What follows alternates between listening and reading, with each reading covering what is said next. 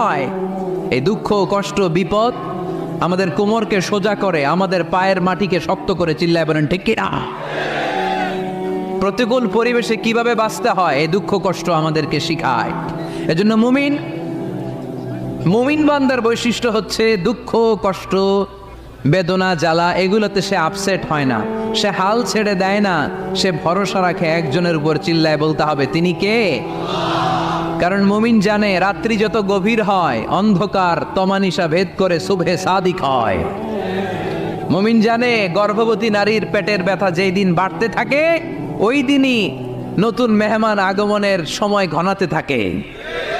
মুমিন জানে তার জীবনে দুঃখ কষ্ট বিপদ যত বাড়তে থাকে সুখের দিন কাছে আসতে থাকে। এজন্য মুমিনের হারাবার কিছু নেই। ইন্না মাআল উসরি ইউসরা, ইন্না মাআল উসরি ইউসরা। নবী হে, কষ্টের পরেই আছে আনন্দ, দুঃখের পর